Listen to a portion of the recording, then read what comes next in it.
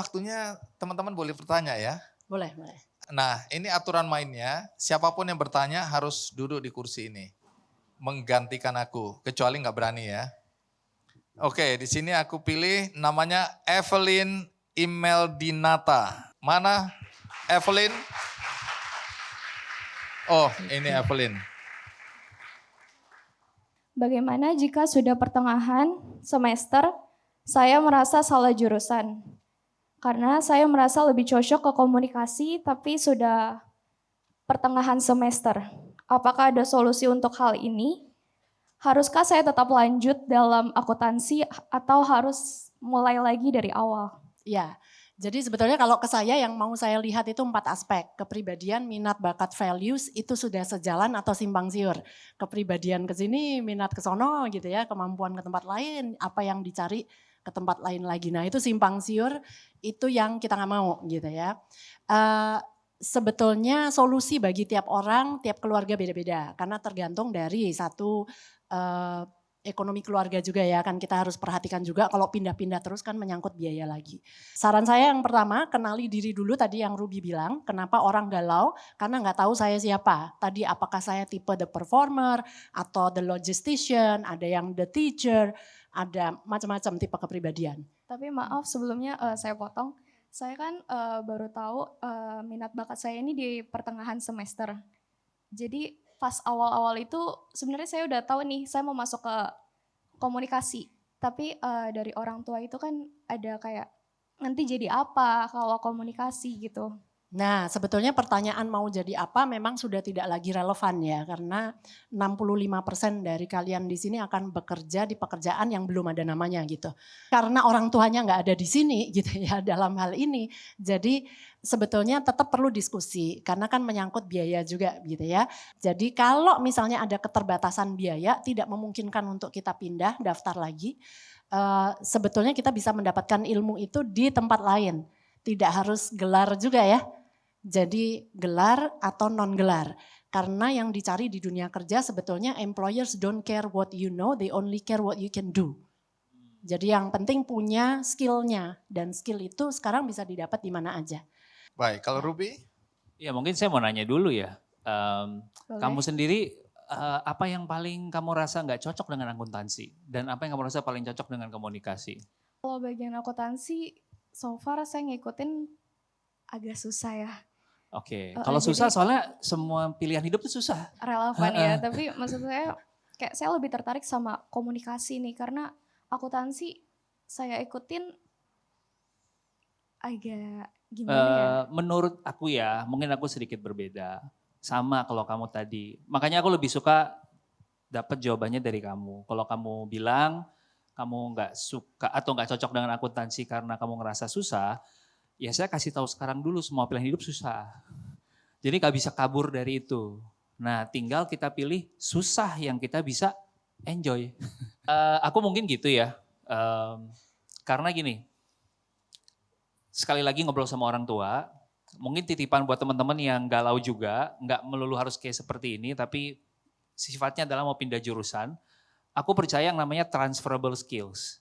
Jadi dalam hidup itu ada skill-skill yang memang tidak serta-merta spesifik sama industrinya, tapi bisa dipakai dimanapun. Nah itu menurutku yang lebih penting kita cari waktu kita kuliah, gitu. Yang lintas industri. Contohnya apa contoh? Contohnya kemampuan kita untuk menyampaikan ide kita dengan articulate, dengan baik, lewat kalau dikasih presentasi jangan mundur terus, jangan di belakang layar terus, mau berani maju present.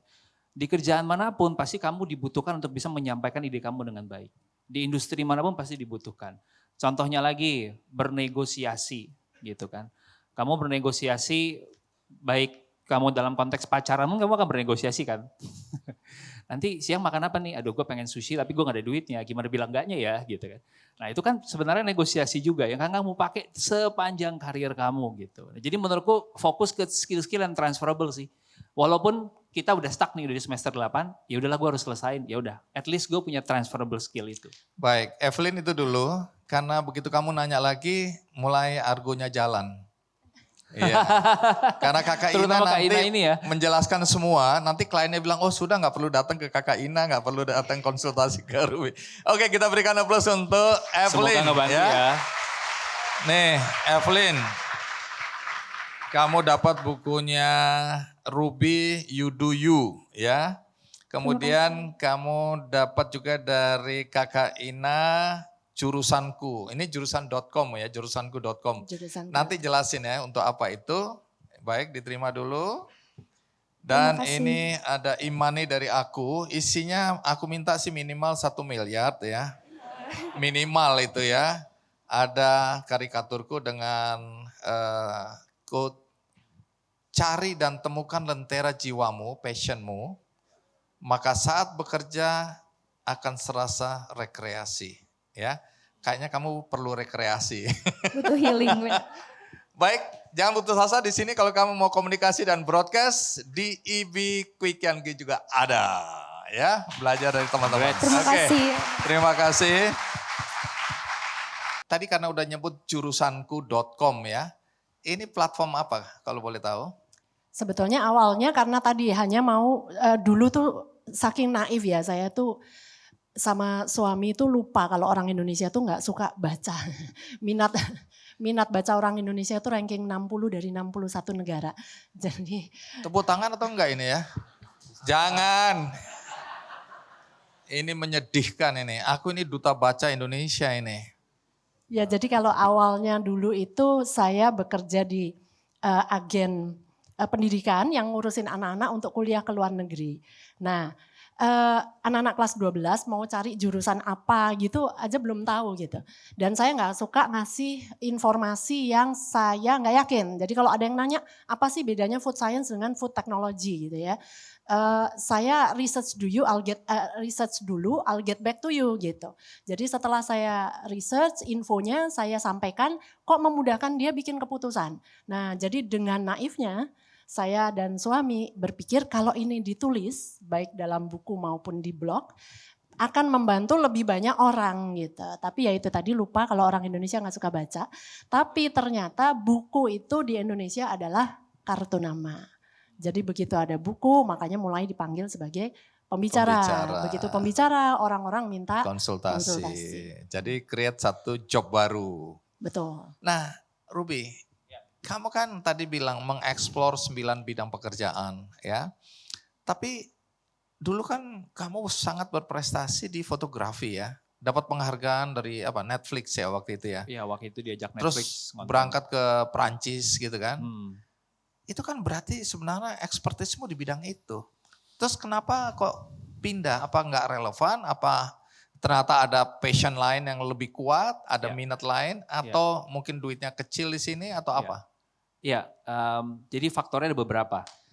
Yang pertama menurut saya kita juga harus mengizinkan diri kita berproses Bang Andi.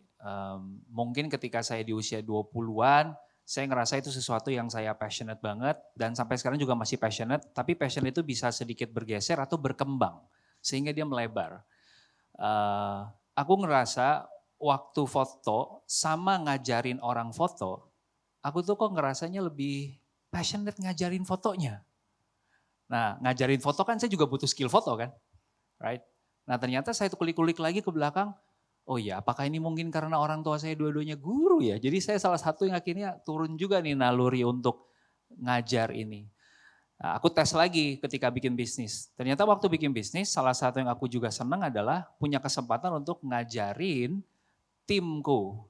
Ini loh mulainya dari sini, belajar dari sini, bikin sistem tuh begini, cara komunikasi tuh begini. Nah jadinya bahkan kalau teman-teman yang baru masuk ke tim saya biasanya udah ada video tuh yang mereka nonton how to-nya ngerjain segala sesuatu. Nah situlah saya mulai ngecek apakah saya suka fotografinya atau ngajarinnya.